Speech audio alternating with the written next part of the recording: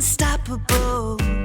That's how I'm feeling. It's impossible for me believing that I can't, that I won't make it happen. Just watch what I got, all the strength that I have in me.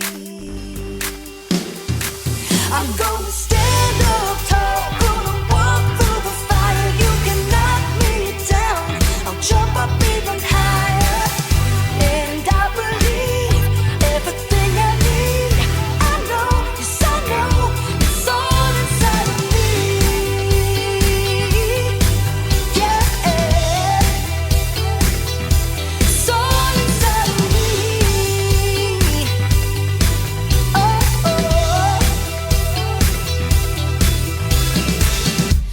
Exceptional is what I'm bringing. Unforgettable, seeing is believing, and the fire inside me pushing me to be who I am and what I was born to. I'm gonna stand up tall, gonna walk through the fire. You can knock me down, I'll jump up even higher. And I believe everything I need. I know, yes I know, it's all inside of me. Yeah, it's all inside of me. Oh, I won't hold back, throw away the doubt. Nothing can stop me now. I won't hold back, throw away the doubt. Nothing can stop me now. I'm gonna stand up tall, gonna walk through the fire. You can knock me down, I'll jump up even higher. And I believe everything I need. I know, yes I know, it's all inside of me. It's all inside of me. It's all inside of me. It's all inside of me. I believe it. I believe it.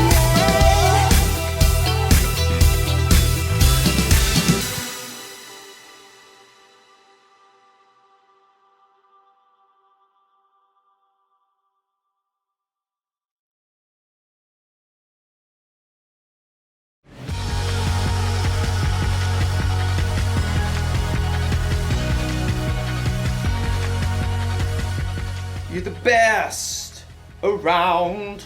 Not gonna be to do. Hey everybody, my name is Graham, and today I'm following in the groundbreaking footsteps of my ancestors. I'm making a mixtape.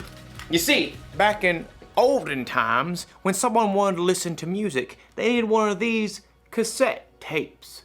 And if you were fortunate enough to have one of these dual cassette recorders with high-speed dubbing, you could put up to 90 minutes of your favorite songs onto one rad mixtape. I'm making this mixtape for my friend Erica, who's been running a lot of 5Ks lately. The Eye of the Tiger. And I'm only picking super encouraging songs. That way, Erica will have confidence. Confidence is learning to see yourself the way God sees you. Now, I know what you're thinking.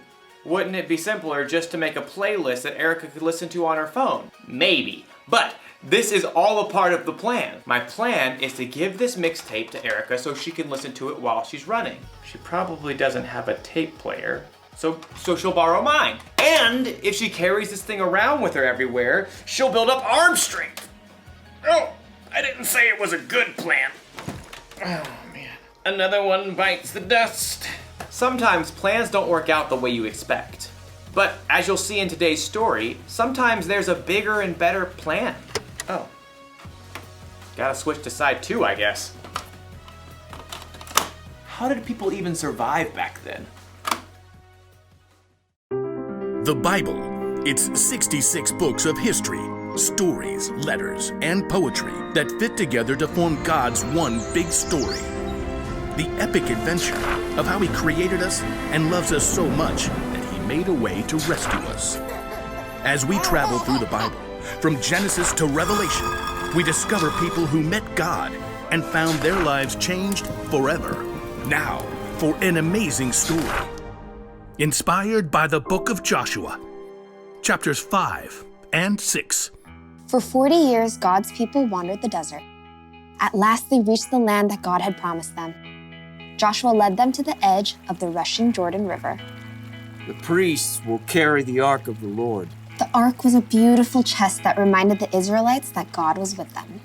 As soon as the priests step into the Jordan, it will stop flowing. Sure enough, as soon as the foot of the first priest touched the edge of the river, the waters parted. God's people crossed on dry land, just as God had led them through the Red Sea 40 years before. God did this so that all the nations on earth would know that He is powerful. Soon after, the Amorites and Canaanites living in the land had heard what God had done. Fearful, they retreated back to their towns, including the high-walled city of Jericho. Oh, great. Like, how do we fight them now? God will show us the way. That evening, Joshua left camp and snuck toward Jericho. The walls loomed impossibly strong. So tall. As he turned, Joshua saw a man standing nearby holding a sword. Who are you? Are you on our side or the side of our enemies? I have come as the commander of the Lord's army. Joshua knelt down, face to the ground. What message does my Lord have for me? Take off your sandals. The place you are on is holy ground. Joshua tugged off his shoes. I have handed Jericho over to you. Joshua listened carefully as the Lord delivered a message, a battle plan unlike any other. Wow. Okay. We'll do it, Lord. Joshua called for the priests. Get the Ark of the Covenant, and I need 7 of you to march in front of the Ark with trumpets. Sorry, just warming up. Joshua gathered the army too. Time to move out. Like, do we get to attack now? March around the city. Just, like, go in circles? Some of you march ahead of the Ark of the Lord, and the rest of you march behind. Can we at least shout and stuff?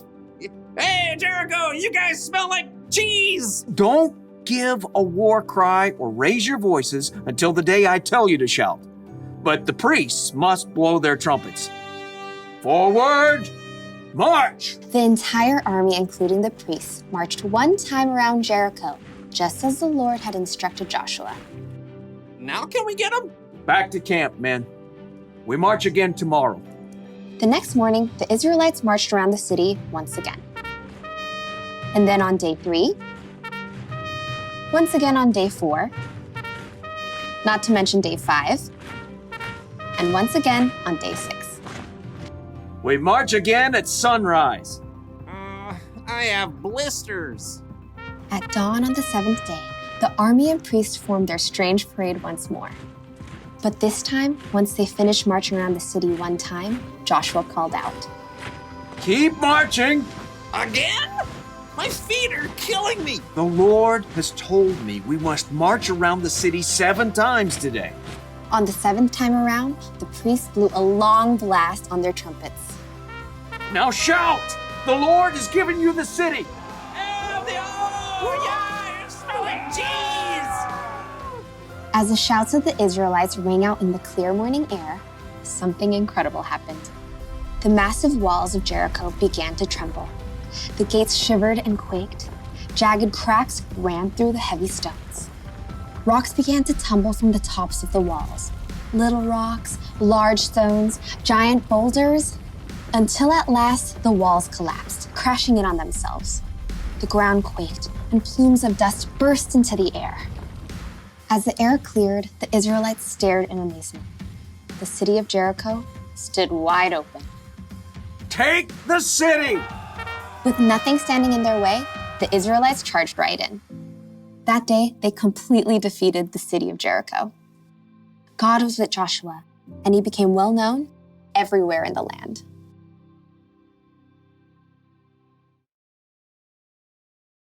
When God told Joshua to take over the city of Jericho, Joshua probably thought of a battle plan. And I bet his battle plan didn't involve marching around the city wall for a week blowing trumpets. But Joshua followed God, and the Israelites took the city. He had confidence that God's plan was bigger and better. And that's not the only time God proved his plan was better. When Jesus, God's son, died on the cross, Jesus' disciples had to wonder, what is God thinking? Then in 3 days, when Jesus came back to life, it all became clear. God's plan is always better. The truth is, none of us know what the future holds. Your family might have to move out of the neighborhood or out of the state. You might get sick or break a bone. You might not get put on the team you tried out for. But when things don't go according to your plan, that's when you need to remind yourself, God's got you. You may not always know what God's plan is, but keep following him and have confidence that his plan is bigger and better. That's the one thing to remember today. God's plan is the best plan. My plan to make a mixtape for Erica is not the best plan. But it's still a lot of fun. Oh! Oh no, it's unraveled. Oh wait, no worries. I've got an idea. Huh? Just like my ancestors. I'll see you next time.